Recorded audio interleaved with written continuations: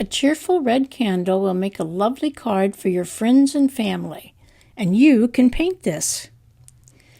Just follow along with this video, and you can also download the outline page, etc., free at watsonwatercolor.com. So have fun! The candle is the center of interest, so give the candle a coat of red paint. I wet the candle first, but you could just start painting, it doesn't matter.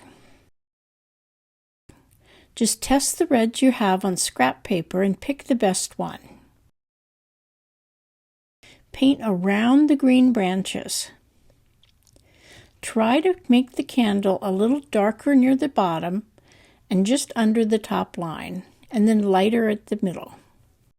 The candle is going to get several coats of paint because you wanted a beautiful saturated red, so don't sweat the first wash. You can use the same red paint to paint the berries. I'm trying to leave a little white highlight on each one, but you could add that with white at the end. For the flame, I'm not sure what's best, so I'm just going to play with it until I have something I like. Dry the first coat well, and then give the candle a second coat. This time I'm using thicker paint at the bottom to make it darker, but it still takes some fussing to get a smooth blend from dark at the bottom to light at the top. Getting a smooth change of value is a challenge, but the small format of a card makes it doable, and it's great practice. Dry the candle again, and then give the pine cone a first coat of paint. I'm using brown with a little gold. Pine cones are fun and easy, and I have another video for that if you like them. Dry the pine cone, and next we're going to paint the greenery with any medium green color. You can add darker green lines for the center of a couple of the branches, or make the green in the back a little darker. It's just nice if they aren't all the same exact green. But anything green you have next to the red candle is going to be a great addition, because red and green are complementary colors. And you can brighten up your greenery with a few white highlights at the end. Once I dry that, I make the pine cone darker at the bottom too, and leaving a few lighter areas.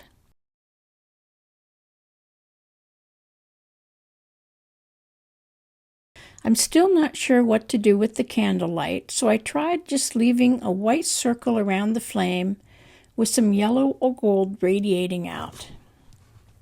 But I decided to just leave it for now and to put in the dark foreground and see how it looks. I'm using dark brown for my foreground, which is ultramarine blue plus burnt sienna. The in-person students did different colored foregrounds. Some of the other colors that looked good in the foreground were purple and dark reddish brown. I tried dark blue, but it was just too many colors, so I don't recommend it. Be careful when you paint the foreground and go carefully around the greenery and the berries. Finally, we're ready for a gold background. Gold is a great color for Christmas cards. If you don't have a good gold, you can mix yellow with brown for a similar shade. Try to keep your gold lightest near the candle and darker near the upper edges. Now that can be tricky, especially when you're trying to go around all the centerpiece.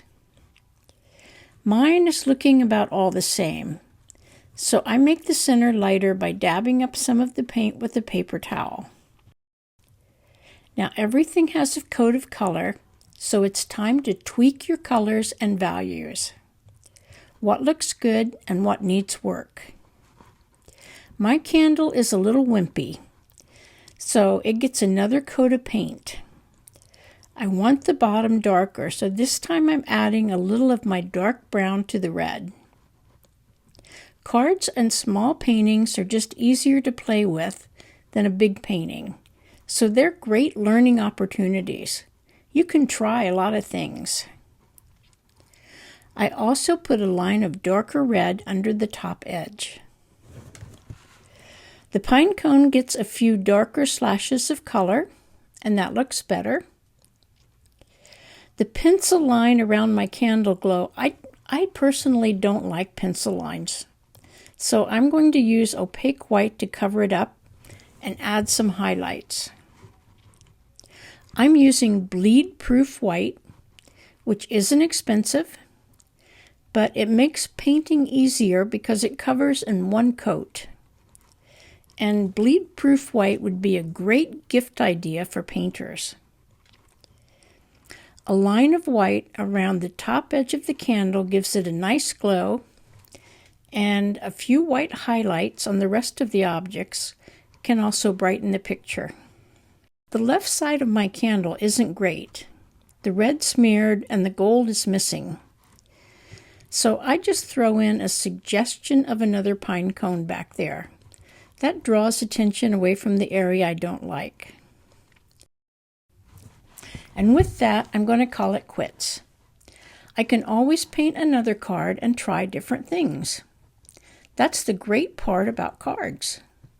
On the finished cards, you can see the nice deckled edge around the card. I cut them out with a special scissors called a deckled edge scissors. It's easy to do and it gives you a nice look. I also use my brush to scrape a little leftover color around the edge of the card. It's almost like a mat to give it some color that sets it off from the card. And that's about it for this holiday card. Paint them with your friends. Paint them with your family. If you have a retirement home, get a group together. You can all have a great time painting. Happy holidays and happy painting!